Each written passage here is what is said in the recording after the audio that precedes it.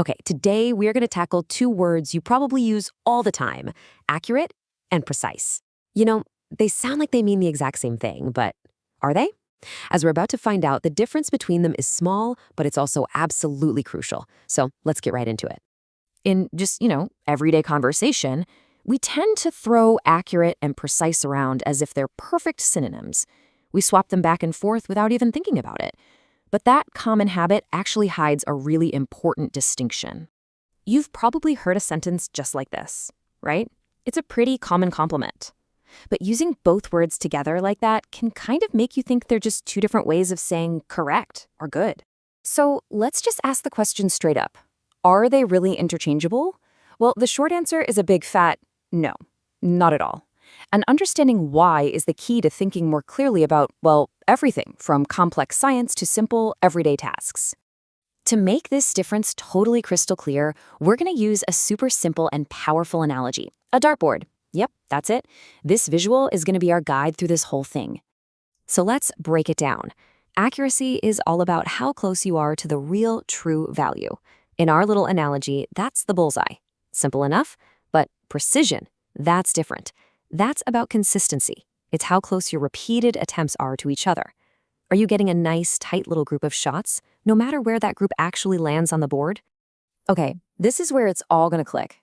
It gets even clearer when we look at the 4 possible ways accuracy and precision can be combined. Once you see these scenarios laid out on the dartboard, I promise, this concept is going to be locked in for good. All right, first up, high accuracy but low precision. Just imagine throwing darts all over the board. They're not grouped together at all, right? So your precision is low.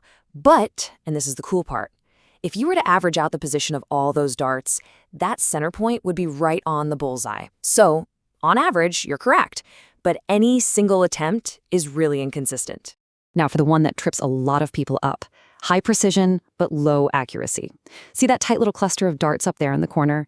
That is high precision. Every single throw is super consistent. But here's the problem. They're all consistently hitting the wrong spot. This is what it means to be reliably, repeatedly wrong. And here we have the worst of both worlds. The darts are all over the place, so that's low precision. And if you average them out, they're not even close to the bullseye, which means low accuracy. Your results are neither consistent nor correct. This is pretty much the outcome nobody ever wants. And finally, the goal, the holy grail, a tight grouping of darts, all nestled right there in the center of the bullseye. This is it: high precision and high accuracy. Your results are both repeatable and correct. That's the dream. So, a fun little game with darts, right? But why should we really care about this? Because this distinction isn't just some fun bit of trivia. It has massive, real-world consequences in all sorts of fields that affect our daily lives, from the lab all the way to the phone in your pocket. I mean, just think about it for a second. In scientific research, results have to be both accurate and precise to be considered valid. What about the medical equipment we all rely on? You need it to give the right reading every single time. In manufacturing, parts have to be made to the exact same specifications over and over. And even your phone's GPS needs to pinpoint your location both correctly and reliably. Let's look at a really clear example. Imagine a digital thermometer that is incredibly precise.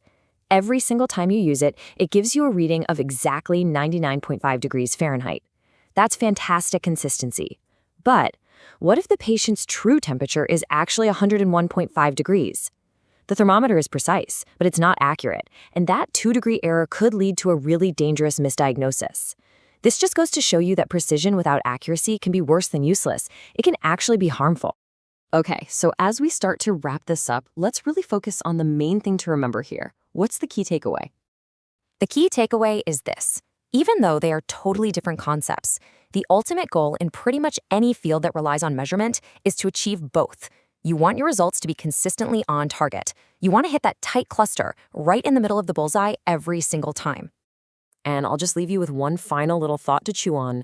We've been talking about measurement this whole time, but what about communication? When you're trying to explain an idea to someone, is it more important to be broadly correct, to be accurate, or to use specific, consistent terminology, to be precise? Something to think about. Thanks for joining me on this one.